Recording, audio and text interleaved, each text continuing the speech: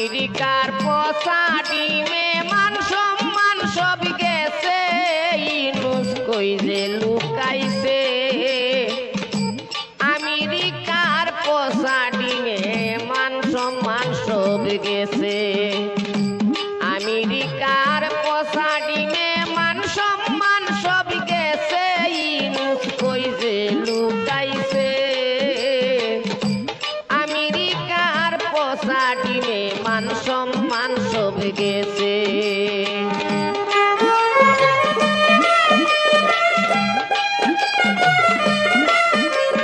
তারপরে কি হইল, তারপরে কি হইল বলি সবার কাছে, ইনুস পলাইয়া গেছে।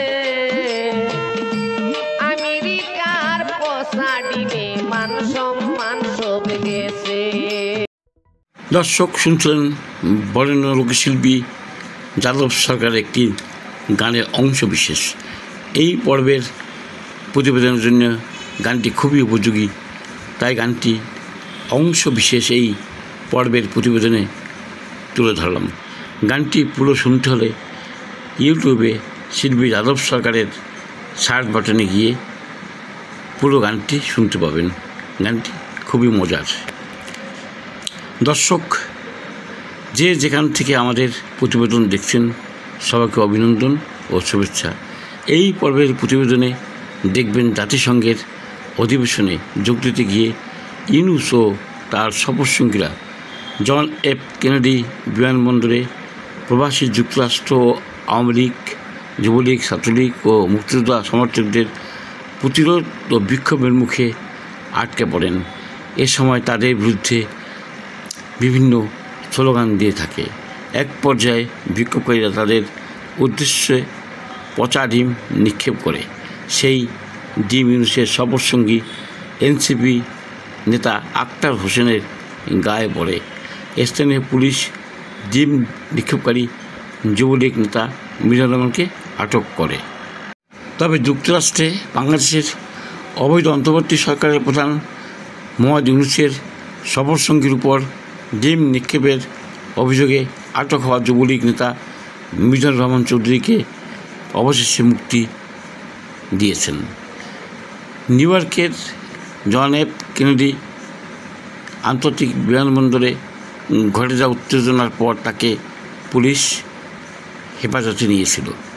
আইনশৃঙ্খলা বাহিনী জানিয়েছে এ ধরনের ঘটনা যুক্তরাষ্ট্রের আইনে সাধারণত লঘু অপরাধ হিসেবে ধরা হয়, যা জরিমানা মাধ্যমে নিষ্পত্তিযোগ্য।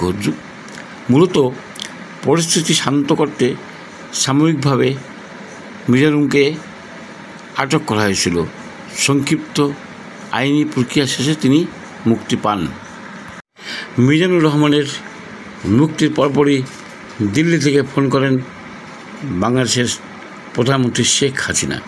তিনি মিজানুরের সঙ্গে দীর্ঘ সময় কথা বলেন এবং তার খোঁজ খবর নেন। শুধু মিজানুর নয়, এই ঘটনায় যুক্ত থাকা অন্য নেতাকর্মীদের খবরও নেন তিনি। দলীয় নেতাদের প্রতি শেখ হাসিনার এই খোঁজখবর প্রবাসী আওয়ামী পরিবারের স্বস্তি ও অনুপ্রেরণা জুগিয়েছে। ঘটনার সময় এনসিপির সদস্য সচিব আক্তার হোসেনকে ঘিরে আওয়ামী লীগ নেতাকর্মীদের স্লোগানে উত্তেজনা ছড়িয়ে পড়ে। এই হট্টগোলের মধ্যেই ডক্টর ইউনুস নিরাপত্তার কারণে পেছনের গেট ব্যবহার করে বিমানবন্দর ত্যাগ করেন বলে জানা গেছে। মিজানুরের মুক্তির খবরে যুক্তরাষ্ট্র আওয়ামী লীগ ও যুবলীগ নেতাকর্মীরা এটিকে সাজানো মামলা ও পরিকল্পিত ষড়যন্ত্র আখ্যা দিয়ে বলেন সত্যের জয় হয়েছে। তবে প্রবাসী বাংলাদেশি কমিউনিটিতে ঘটনাটি নিয়ে মিশ্র প্রতিক্রিয়া চলছে। বিশ্লেষকদের মতে শেখ হাসিনার ফোনালাপ প্রবাসী রাজনীতিতে আওয়ামী লীগের অবস্থানকে আরও চাঙ্গা করবে বলেই মনে করছেন সবাই। এখন সেদিনের ঘটনা সম্পর্কে যুবলীগ নেতা মিজানুর রহমান কী বলছেন দেখুন। দর্শক, আমাদের প্রতিবেদন ভালো লাগলে আপনারা আমাদের নিউজ চ্যানেলটিকে লাইক, শেয়ার, কমেন্ট ও সাবস্ক্রাইব করে আমাদের পাশে থাকুন।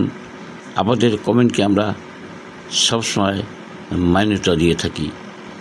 দেখে থাকুন মিজানুরের বক্তব্য। আমি নিজেকে কন্ট্রোল করতে পারিনি। আমি ভাবি নাই, আমি চিন্তা করি নাই যে এখানে ডিম নিক্ষেপ করলে আমি অ্যারেস্ট হব কিনা হব না, এখানে আইনে কি আছে বা আইনে কি নেই। আমি যখনই এই টেরোরিস্ট আক্তারকে দেখেছি, সাথে সাথে আমার 32 নম্বর বাড়ির কথা মনে হয়েছে, সাথে সাথে বাংলাদেশের 4.5 কোটি আওয়ামী লীগ নেতা কর্মী এবং সমর্থকদের কথা মনে হয়েছে। এবং আমি একজন আওয়ামী লীগের ক্ষুদ্র কর্মী হিসেবে, যুবলীগের একজন কর্মী হিসেবে আমি মনে করেছি আমার এই জায়গা থেকে যে যদি আমি এই টেরোরিস্ট আক্তারকে ডিম নিক্ষেপ করতে পারি, অন্তত পক্ষে বাংলাদেশের 4.5 কোটি নেতা আওয়ামী লীগের নেতা কর্মী একটু হলেও 13 মাস পরে শান্তিতে নিঃশ্বাস নিতে পারবে। এই জন্য এই ফ্যাসিস্ট ইউনূসের অবৈধ সন্তান এনসিপির নেতা আপনার আক্তারকে আমি ডিম নিক্ষেপ করে। এখানে যে জিনিসটা হয়েছে, যে আক্তার, যে ব্যক্তিটির উপরে ডিমটা নিক্ষেপ করা হয়েছে, সেই ব্যক্তিটিকে যাদের কারণে পুরো একটা স্বাধীন দেশ আজকে জঙ্গি রাষ্ট্রে পরিণত হয়েছে। আমি যখন এই খুনি, এই ফ্যাসিস্ট, এই টেরোরিস্ট আক্তারকে এই নিউ ইয়র্কের মাটিতে আসা শুনছি এবং তার সাথে আমার আজকে সরাসরি এয়ারপোর্টে দেখা হয়েছে, আমি নিজেকে কন্ট্রোল করতে পারিনি। আমি ভাবি নাই, আমি চিন্তা করি নাই যে এখানে ডিম নিক্ষেপ করলে আমি অ্যারেস্ট হব কিনা হব না, এখানে আইনে কি আছে বা আইনে কি নেই। আমি যখনই এই টেরোরিস্ট আক্তারকে দেখেছি, সাথে সাথে আমার 32 নম্বর বাড়ির কথা মনে হয়েছে, সাথে সাথে বাংলাদেশের 4.5 কোটি আওয়ামী লীগ নেতা কর্মী এবং সমর্থকদের কথা মনে হয়েছে। এবং আমি একজন আওয়ামী লীগের ক্ষুদ্র কর্মী হিসেবে, যুবলীগের একজন কর্মী হিসেবে আমি মনে করেছি আমার এই জায়গা থেকে যে যদি আমি এই টেরোরিস্ট আক্তারকে ডিম নিক্ষেপ করতে পারি, অন্তত পক্ষে বাংলাদেশের 4.5 কোটি নেতা আওয়ামী লীগের নেতা কর্মী একটু হলেও 13 মাস পরে শান্তিতে নিঃশ্বাস নিতে পারবে। এই জন্য এই ফ্যাসিস্ট ইউনূসের অবৈধ সন্তান এনসিপির নেতা আপনার আক্তারকে আমি ডিম নিক্ষেপ করেছি। এবং এখানে আমি পরিষ্কার করে আমি স্লোগান দিয়েছি, টেরোরিস্ট আক্তার ডেফিনেটলি, আপনারা জানেন ইতিমধ্যে ওরা টেরোরিস্ট এবং তারা বাংলাদেশকে যে জঙ্গি রাষ্ট্রে পরিণত করেছে। বাংলাদেশে আজকে যেভাবে আওয়ামী লীগের নেতা কর্মীদেরকে তারা নির্যাতন করছে, এখন তারা যেভাবে আওয়ামী লীগের সমর্থকদেরকে নির্যাতন করছে, এইরকম টেরোরিস্টদেরকে এই দেশে, আমেরিকার মতো দেশে ওয়েলকাম জানানো যায় না কখনো। এখানের এনসিপির আরেকজন মহিলা নেত্রী ছিল, কিন্তু আপনারা দেখেছেন আমাদের এইটাই হচ্ছে আমাদের আওয়ামী লীগের শেখ হাসিনার কর্মীদের এবং তাদের মধ্যে পার্থক্য। দেখেন এই যে মেয়েটা যে ছিল, আমি ওনার নামটা তাসনিম জারা, উনি কিন্তু আমার থেকে মাত্র 1 হাত দূরে ছিল।